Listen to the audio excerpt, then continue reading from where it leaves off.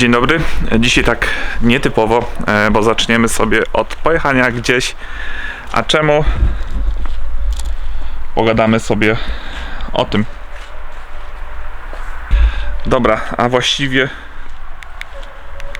czemu o tym sobie pogadamy? No otóż samochód mam prawie już rok czasu. Więc jedźmy w jakąś miejscówę i trochę o nim pogadajmy.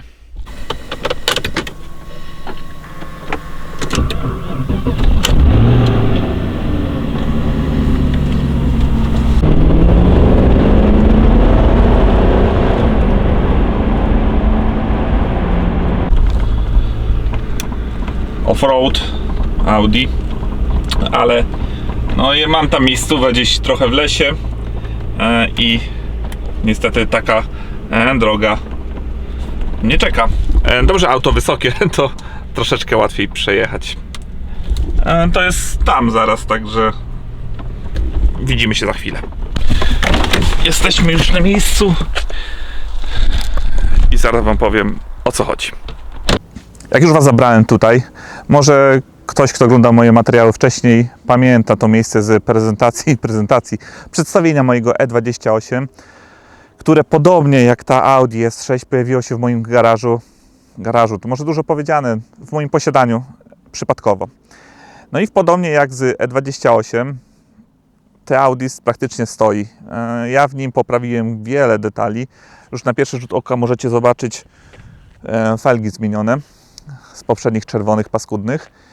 I poprawiłem mechanikę, poprawiłem kilka bolączek, detali w tym samochodzie. No naprawdę takich rzeczy, które mnie bolały i boleć mogły kupującego przyszłego. A czemu kupującego? No bo te auto kupiłem cały czas z myślą, żeby sprzedać je dalej, zarobić może na nim, a jak nie, to chociaż spędzić jakoś fajnie czasy robieniem tego, może coś dla was nagrać.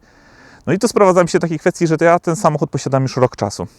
Ja przez rok czasu nie zrobiłem nim nawet 1000 km. Ja bym powiedział, że nawet nie zrobiłem 500 km. Postaram się porównać, bo robiłem przeglądy w tym samym czasie. Robiłem pierwszy przegląd, bo nagrywamy to tutaj, bo ten samochód nie ma przeglądu. To jest istotny aspekt tego. Postaram się to sprawdzić i wrzucić tutaj wam niżej, ile kilometrów sumarycznie zrobiłem tym samochodem przez rok posiadania. No i to sprowadzam się do takiej kwestii, że ja tak naprawdę ten samochód inwestuję pieniądze, wydaję pieniądze w ten samochód, a ten samochód u mnie stoi, bo ja posiadam inne samochody, którymi się chcę cieszyć. Pojawiło się E24, dalej jest E36, jest E92 i ta SK w moim mniemaniu jest totalnie zbędnym samochodem na ten moment. Totalnie mi nie jest potrzebna i po prostu zdecydowałem, że chcę się jej pozbyć. Kurde, to jest złe słowo. Chcę ją sprzedać. Chcę ją sprzedać tak samo jak E28. Chcę te pieniądze, które jakby odzyskam z tych samochodów, przeznaczyć częściowo na rozwój E24, częściowo na wkład własny w jakąś nieruchomość swoją pierwszą, bo gdzieś to trzeba budować te samochody. I chciałbym też może zbudować trochę inny projekt, trochę coś tańszego w utrzymaniu, bo ta SK jest cholernie droga. Ja w nią praktycznie, no podwoić wartości nie podwoiłem, ale z 50% tego, co zapłaciłem za nią, już jest włożone w nią, a nic nie widać, co by się stało. Zaraz wam pokażę oczywiście, co tu zrobiłem i co jeszcze chcę zrobić, bo przeniesiemy się niedługo do garażu, ja tam parę rzeczy poprawię, nie są to spektakularne, ale chcę pokazać, że ciągle jest progres z tym samochodem. Ja miałem dużo materiałów nagranych z tą Audi S6. Miałem nagrane, ale część się zgubiła, niestety przez uszkodzenie karty pamięci. Część jest z bardzo kiepskiej jakości, bo teraz zmieniłem kamerę i jak renderuję z poprzedniej, to jakość jest bardzo kiepska, są w ogóle prześwietlenia jakieś na obiektywie, nie wiem o co chodzi i dlatego nie chcę tego wrzucać, bo nagrywając ten content na YouTubie, bardzo mi zależy na jakości tego materiału. No i dobra, i ja tak opowiadam tutaj tak dużo o tym samochodzie, do rzeczy. Co dalej z Audi S6? Z Audi temat jest taki, że ciągle gonię ideału. Ja bym chciał, żeby ten samochód był idealny, żeby ktoś, kto kupi ten samochód, przyjechał do mnie i powiedział: tak, takiej właśnie Eski szukałem przez długi czas, taki samochód potrzebowałem, o takim samochodzie marzyłem. Niestety realia są inne. Ja ten samochód kupiłem w dobrej cenie, ale rynek jest na tyle jakby ciężki, w Polsce przynajmniej, że ciężko będzie mi sprzedać samochód, którym, nie wiem, ponownie polakieruję błotnik, czy coś zrobię, bo zaraz to nie podnosi wartość, a często ją obniża. Jak już kupiłem ten bezprzewodowy mikrofon, postawiłem sobie statyw, mamy fajny kadr, fajną pogodę, jest ciepło na dworze, mimo że jesień trochę nas nie oszczędza w tym roku w Polsce, to chciałbym skorzystać z tej okazji i tego, że w tym odcinku się niewiele dzieje, no to już przeznaczmy ten odcinek na gadanie. I chcę powiedzieć, co się będzie działo przyszłościowo z kanałem Skundlony, bo mam wrażenie, że zaczęło to skręcać w taką stronę, w jaką nie chciałbym, żeby skręcało, czyli poradniki mechaniczne, bo nie chciałbym, żeby to był kanał w stylu jak wymienić wahacz w W24, jak naprawić miskę olejową w W24, jak wymienić zaciski hamulcowe w Audi S6. Nie chcę tego robić. Od tego są inni ludzie, lepsi ludzie ode mnie. Jest ich masa, mają świetny content, fajnie tłumaczą. Ja jestem z zawodu totalnie w innej branży. Nie jestem mechanikiem. Mechanikiem jestem bardziej z dwóch powodów. Pierwszy powód to bieda, a drugi powód to zajawka. No i właśnie wokół tej zajawki chciałbym kręcić ten kanał swój. Chciałbym, żeby po prostu tu była wesoła taka atmosfera, taki vibe płynął z tych filmików, żeby były fajne przebitki, fajnie było widać progres, to jak żyję tymi samochodami, żeby wszystko to się kręciło wokół mnie, wokół tych samochodów i chciałbym się z Wami tym wszystkim dzielić. Część z Was na pewno zauważyła, że ten film jest nazwany po angielsku. Mówię część, bo YouTube ostatnio od jakiegoś czasu tłumaczy nazwy filmów w zależności od z jakiego regionu jesteście. Także dla części Was mógł się wyświetlić tytuł po angielsku i tak, to jest celowy zamiar. Chcę powoli przechodzić na język angielski.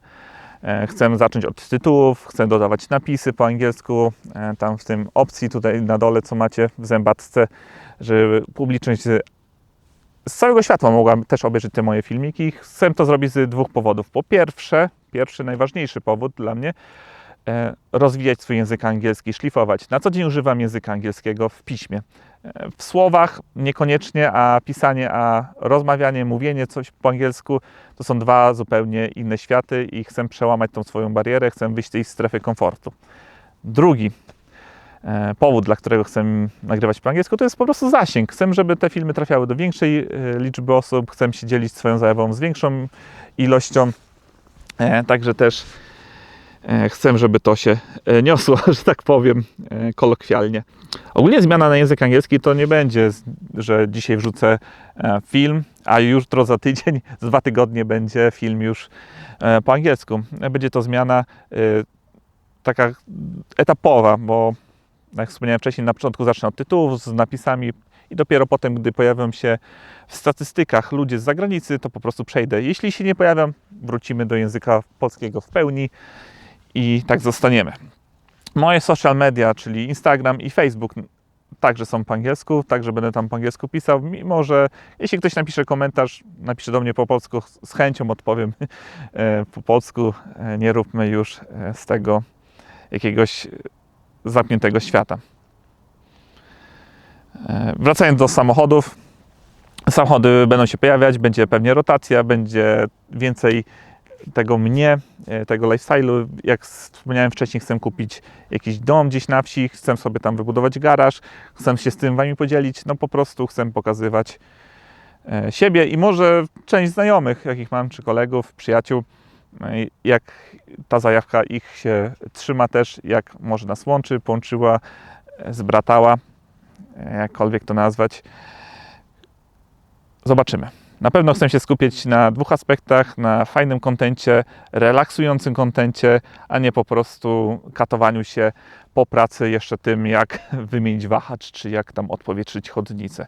Chcę, żebyście odpalali ten film w niedzielę o godzinie 17 i po prostu cieszyli się tym materiałem razem ze mną, relaksowali w tą niedzielę i trochę odmurzali może, bo na tym to wszystko polega. Mam nadzieję też, że troszkę Was zainspiruję do działania przy swoich autach, bo ja sam się tym inspiruję, jak oglądam na YouTubie inne osoby, jak działają, to zawsze mam takie, kurde, jak oni mogą, ja też mogę i chcę dzielić się tą zajawką w ten sposób, żebyście też mieli tą motywację i siłę do działania z Waszymi projektami. Kurde, dużo gadam w tym odcinku, nie? Tak trochę się rozgadałem tu o SC, tu o moich jakichś tam marzeniach, tu o kanale, a to jeszcze wizyta w garażu nas czeka, obejść tego samochodu i przebitki, bo kupiłem też oprócz mikrofonu bezprzewodowego gimbal. Miałem wcześniej gimbal z Feitecha, niestety świrował on. 3 filmiki chyba są nagrane z tego gimbala, 2 z eventów i 1 z E92, tam są przebitki tylko nagrane, początkowe czy końcowe z nim, nie pamiętam już z tego gimbala. Także mam nadzieję, że z Roninem się bardziej polubię. Gadam i gadam, w sumie, ale mam wenę. Fajna pogoda jest ogólnie, nie? Dzisiaj słoneczko, ostatnie dni ciepłej jesieni. Ciepłej. Ostatnio było cały czas zimno i deszczowo, a dzisiaj jest ciepło. Tak wyjątkowo jak na Polskę. Takiej, wiecie, powinien mieć taką polską minę teraz, uśmiechnięty i smutny naraz. Dobra, głupio gadam, już mi się po prostu głupawka odpala. Zapraszam na pokazanie, co i jak z tym autem się działo przez ten rok czasu.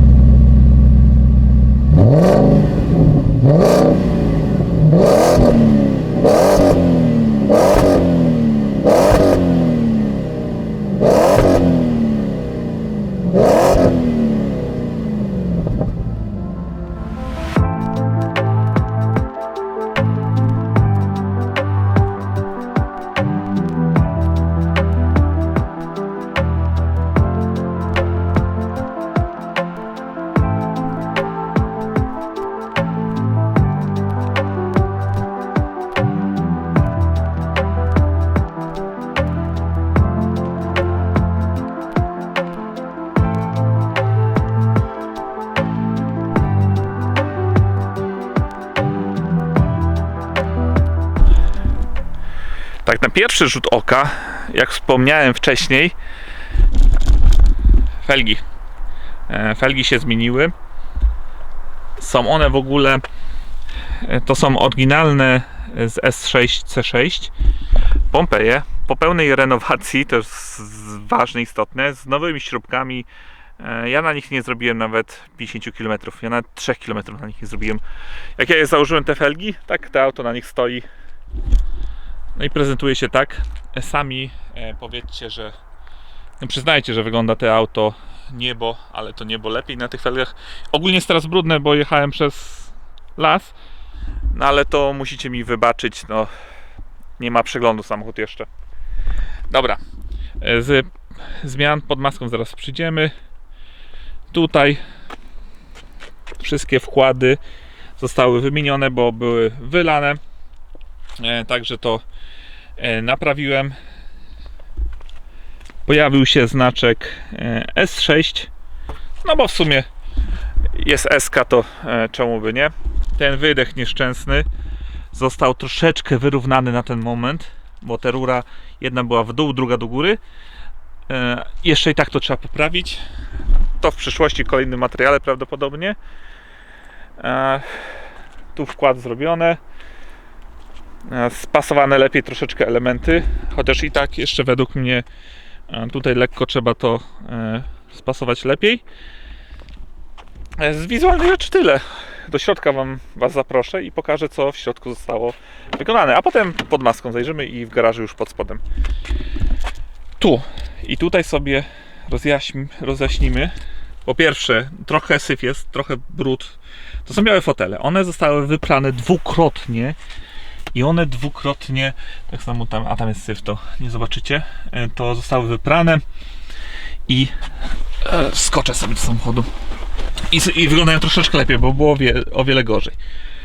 Pojawiło się tutaj, jak i na zewnątrz, tu nie zobaczycie, ale tu w nogach, w drzwiach, Wszystko jest LEDowe. Wszystkie te światełka, no nie wiem, cokolwiek tu jest. Wszystko tam z tyłu. Czekajcie, to zapalę? Nie wiem jak to zapalić. Jest LEDowe. Te przyciski są w trakcie schnięcia. Naprawiony cup holder. Tutaj panel od klimatyzacji został wymieniony na przedliftowy, bo w tamtym były przyciski potyrane. Pojawiły się nowe dywaniki. To już idzie do mnie.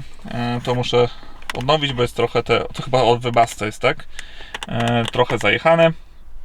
Ogólnie wnętrze dostało taki porządny detailing, chociaż może tego nie widać na ten moment, ale tu było posprzątane, tu był wielki syf. Na pewno nie odczujecie zapachu, bo też pozbyłem się zapachu, w tym aucie jeździł pies, pozbyłem się tego zapachu psa.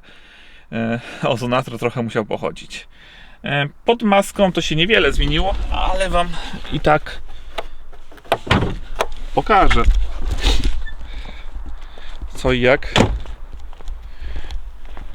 Tu w garażu pokażę, o co mniej więcej chodziło. I więc tak, pod maską, co się pojawiło pod maską? Ja mówiłem o tym zbiorniczku. Chciałem go wymienić, a okazało się, że ja mam zbiorniczek z 1.9 TDI, to jest prawdopodobnie. I ten kruciec wychodzi tu z przodu, tak samo jak ten tutaj. A w SC wychodzą oba do tyłu. I to wymagało ode mnie zmiany. Zbiorniczek z S6 jest nieosiągalny, więc no postanowiłem, że z 1.9 TDI zaadaptuję i zrobiłem to tak, że po prostu kupiłem węże, tu silikon jest 90 stopni, tutaj są takie złączki plastikowe w środku z wężami i one sobie tutaj tak sympatycznie idą, tu jest przypięte trytytką, żeby to też nie latało i nie nagrzewało nam tutaj przewodów hamulcowych. Pojawił się nowy akumulator, bo ten samochód miał problem trochę z elektryką. No i ja myślałem, że to po prostu jest wina tego, że ten samochód stoi, bo to było tak, że czasami wpadał akumulator, czasami po prostu niektóre rzeczy nie działały, na przykład jak wam pokażę, centralny zamek nie działał, nie? Teraz już działa. I to wszystko zostało zażegnane wymianą akumulatora, z czego się nawet nie spodziewałem, bo myślałem, że w starym aucie akumulator nie ma aż takiego znaczenia. Pojawiła się ta uszczelka, ta tutaj dookoła co idzie. Żarówki też zostały wymienione, jedna na LEDową, tu jeszcze mi zostało, ale tej nie ruszałem. No co, olej, umyty silnik, został komora, tu też trochę nie widać, bo tu jest taki pyłek z sosny jeszcze, ale cała komora została umyta w tym samochodzie. I w sumie jeszcze parę rzeczy się pojawi, parę rzeczy pokażę, ale to już w garażu, jak to wygląda. Opowiem dalej, co jak z tym samochodem będzie się działo, bo wymienimy sobie kilka rzeczy, ja już to zrobiłem, wam pokażę, także zapraszam was serdecznie do garażu. Ten materiał może być troszeczkę chaotyczny, bo karta, na której były inne materiały, chociażby z rozbiórki tego, ale tutaj zaraz, po prostu została uszkodzona i wszystko straciłem, więc staram się dogrywać jakby cały kontekst. Postaram się dogrywać cały kontekst. Jeśli mi nie wyjdzie, to wybaczcie, że ten materiał jest chaotyczny, ale też chciałem pokazać, że ta Audi jest u mnie i coś się z nią dzieje jeszcze, bo to o tym wspomniałem wcześniej. Dobra, wracajmy. Czemu to albo tego nie ma? Otóż tu mam stary panel. No jak widać, ten panel no był zajechany. Po prostu był zajechany. Kupiłem te naklejeczki, które się nakleja, lakieruje cały ten panel i odkleja potem, ale stwierdziłem, że kurde, to jest tyle roboty z tym, żeby to polakierować, że kupiłem drugi panel z przedlifta, jak gdzieś wyczytałem na grupie Audi A6. No i ten panel z przedlifta już takich problemów nie ma. Zresztą to widać, on jest trochę brudny, ale jest ogólnie ładny. Więc wrzucimy to razem z tym radiem, co jest tam. A tu te 3 przyciski już będą polakierowane. Dobra, wrzucajmy.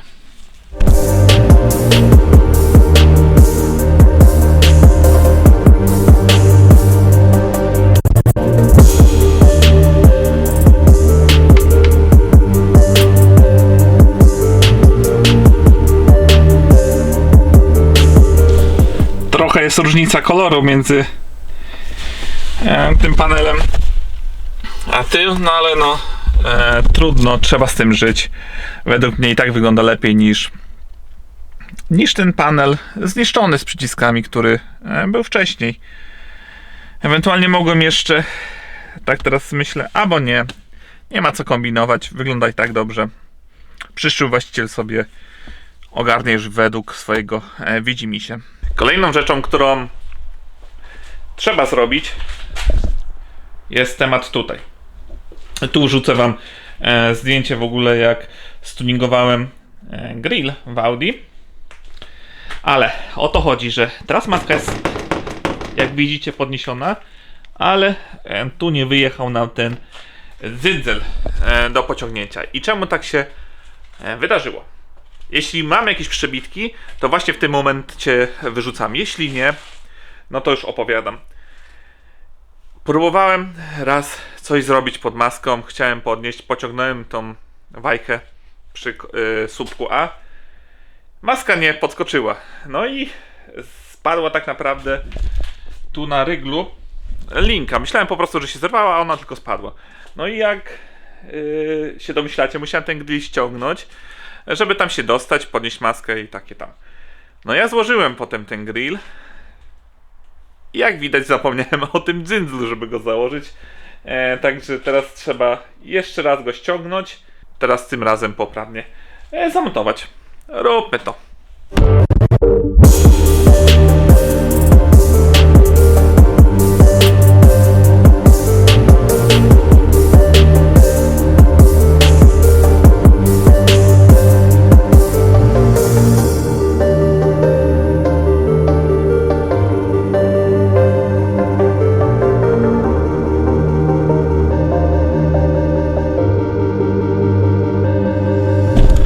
Obiecałem jeszcze wam pokazać auto od spodu, jak obecnie wygląda, więc zacznijmy. Uwaga, auto mimo tego wycieku, co tam rok temu był, jest mega suche od spodu. Jedyny problem, jaki się pojawia, to tu gdzieś kapie z pokrywy zaworów i gdzieś sobie ścieka z jednej i z drugiej strony. Uszczelkę mam, na pewno jedną pokrywę ogarnę, bo troszkę irytuje mnie zapach tego oleju, więc zajmiemy się jedną z tych pokryw w przyszłości. No zresztą tu fajnie widać, jak to cieknie gdzieś w dół, ale tak poza tym, no fura jest sucha. No tutaj jest jakaś starość, którą nie umyłem i tak, pięknie, pięknie, pięknie. I ogólnie z tego jestem bardzo zadowolony. Bardzo zadowolony jestem z tego, że auto jest suche od spodu. Tu są jeszcze, przerwę, pieniążki. Ale tego nie będę wycinał. Więc tak, jestem zadowolony z tego, że samochód jest tak naprawdę wolny od jakichś poważnych wycieków. Bo nie ukrywajmy, wyciek z pokrywy zaworów to nie jest problem, tak? To pokrywę zaworów łatwo sobie ściągnąć, łatwo wymienić, nie będzie z tym problemu. Więc od spodu samochód na pewno, ale to na pewno nie będzie miał tu żadnych już napraw. Chyba że coś wyjdzie na przeglądzie, bo stuka chyba jeszcze jakiś wahacz, bo wydaje mi się, że tu coś, że chyba znalazłem stuk. Patrzcie. Dobra, super. Prawdopodobnie znalazłem stuk, zaraz się przyjadę, jeszcze sprawdzę. Jeśli to w ogóle będę w niebo wzięty. No ale podsumowując, samochód jest suchy od spodu. Siłą rzeczy on jest suchy i mega mnie to jara, bo no kurde, sprzedając samochód chcę, żeby ktoś przyjechał, nawet sobie wszedł tutaj do kanał, zobaczył, jak ten samochód wygląda i wiedział, co kupuje, a nie kot w worku, czy tam jeżdżenie po stacjach diagnostycznych. No oczywiście, jak ktoś będzie chciał, to pojedziemy na taką stację. Oczywiście w ramach rozsądku to wszystko, bo też nie ukrywajmy, to jest auto 25-letnie prawie, więc tu będą jakieś defekty, ale no chcę je, jak wspomniałem na samym początku, zrobić jak najlepiej. potrafię. Tak się cały czas nie patrzę do kamery tutaj do was, tylko patrzę się cały czas na podwozie samochodu, na tutaj całe wahacze, na wózek, wszystko, bo sprawdzam, czy coś nie pominąłem, bo wiecie jak jest.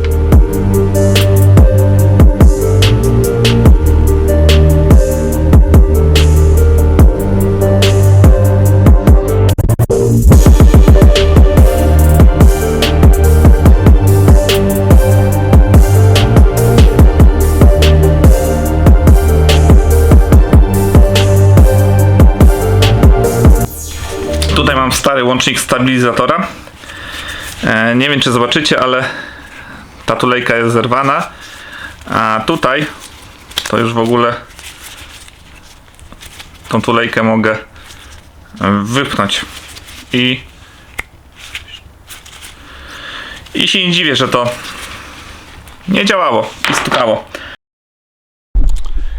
I to by było na tyle w tym takim materiale z Audi S6. Tak naprawdę ze statusu, pogadania. Bardziej ten materiał jest rozgadany w moim przypadku niż faktyczne są przebitki.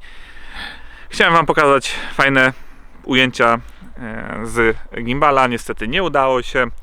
Smutno mi trochę z tego powodu jest, no ale poćwiczę, skalibruję, zobaczę jak się pracuje z tym gimbalem i dopiero będę jechał na nagrywki, a nie robił to w trakcie nagrywek. A już jest czas zimowy, więc godzina 15, no nie zobaczycie, ale tu już się robi rok, po prostu ciemno się robi, także trochę też czasu potrzebuję jasnego, żeby dokończyć jeden temat z 24, ale to pewnie zobaczycie w przyszłym tygodniu. Fragment tego, nie będę tutaj spoilerował, więc tak wygląda ten kanał, tak wygląda status Audi S6. Będą materiały z tym autem jeszcze, pojawią się. Myślę, że sprzedam je kiedyś, bo temat sprzedaży jest u mnie od roku, także widzicie jak to mi idzie, także bardzo możliwe, że pojawią się jeszcze materiały z tego. To znaczy na pewno się pojawi jeden albo dwa, ale czy więcej to zobaczymy, co życie przyniesie, bo chciałbym też sprzedać to auto, ale jeśli nie, no to coś będzie mi z nim działać, no nie będzie stało i niszczało sobie, tak? Z rzeczy, których tam jeszcze nie pokazałem, a sobie przemyślałem, to pojawiły się jakieś plastiki pod spodem, jakieś wnęki, nadkola, takie pierdoły, taka galanteria, która jest niezauważalna, ale w całości robi robotę i według mnie jest zapominana przy montażu, na przykład osłona silnika czy coś w tym stylu, nie? Dobra. Ja się z wami żegnam. Mam nadzieję, że taka luźniejsza forma, bardzo luźniejsza, nie była nudna. I do zobaczenia za 2 tygodnie z 24. Cześć.